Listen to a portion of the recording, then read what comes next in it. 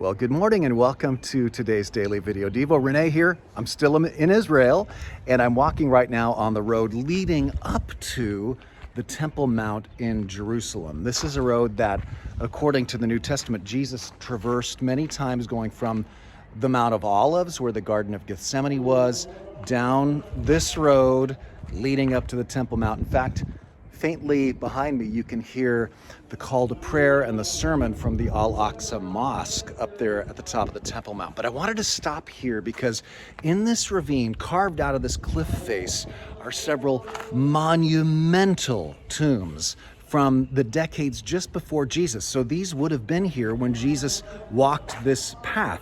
These tombs are reminiscent of those massive tombs in Petra. In fact, some scholars believe they may have been carved by the same workman because they look very similar, and they are really massive. As I approach this, you'll see how tall it is. It's several stories high.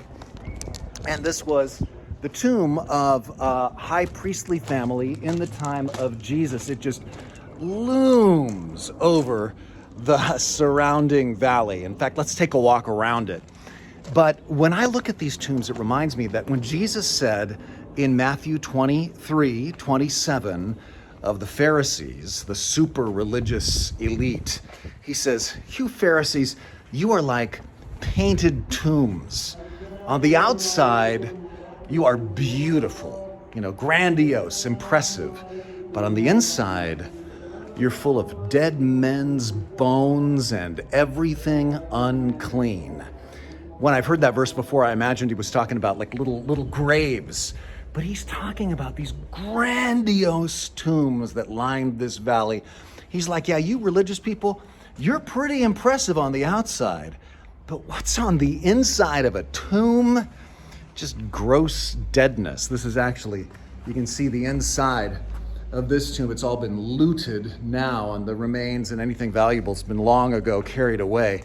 But Jesus is saying that there's nothing inside of you except decay and corruption. And it's easy to go, yeah, those stupid Pharisees. But of course, that verse is meant for us to apply to ourselves. Is our own spiritual life just, outwardly beautiful? What's on the inside? Jesus is saying that's what counts. On the outside, maybe you raise your hand in worship. Maybe you are a student of God's word. But on the inside, are you growing in love, joy, peace, patience, kindness, gentleness, faithfulness, goodness, self-control? What's on the inside, not what's on the outside. That's what counts to Jesus. Well, think about that. And speaking of graves, Mark Spurlock is going to continue our 7 Signs series this weekend with a great story about another tomb from the 1st century that got emptied. Not the tomb of Christ, somebody else's tomb. You'll have to check it out this weekend, Sunday morning, 9 a.m. or 11 a.m., Saturday night, 6 p.m., or you can join us online at tlc.org/live. Hope you can make it.